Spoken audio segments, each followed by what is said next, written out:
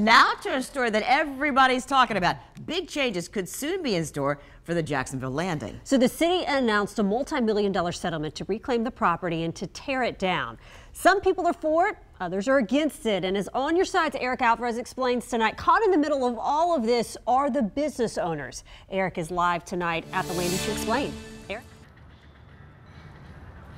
Now, the owner of a jewelry store that has been here at the Landing for over 30 years was actually brought to tears talking with me earlier today about the expected fate of the Jacksonville Landing. She was obviously too upset to go on camera to talk about it, but she told me something I've been hearing over and over again here today, and that is businesses are upset with how this whole thing is being handled.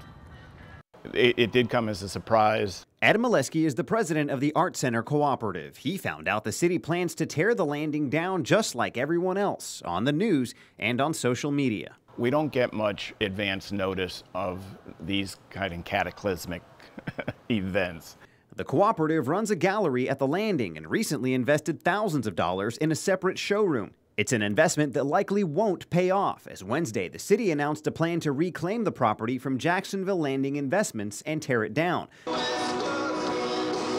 The Landing was a popular destination in the 1980s, but recently saw more and more stores closing, dwindling numbers, and rising crime, including a mass shooting at Chicago Pizza last summer. Some families are excited for the change, but others hate to see it. I don't really think that we should do that. I think it just needs a little love. One of the big questions 24 hours after this announcement is what happens to the tenants here at the Jacksonville Landing.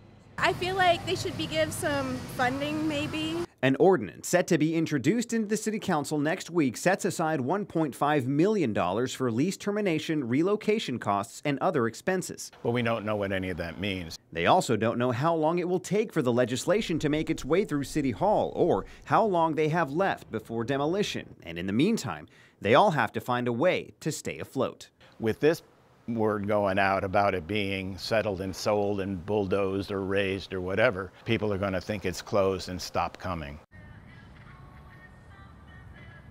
Now, Molesky tells me he and the other tenants are planning to hold a meeting this weekend to try and figure all of this out. First Coast News reached out to the city government to try and get them some answers. The response we got, nothing. That is in addition to the press release from yesterday and the ordinance that right now is making its way through City Hall.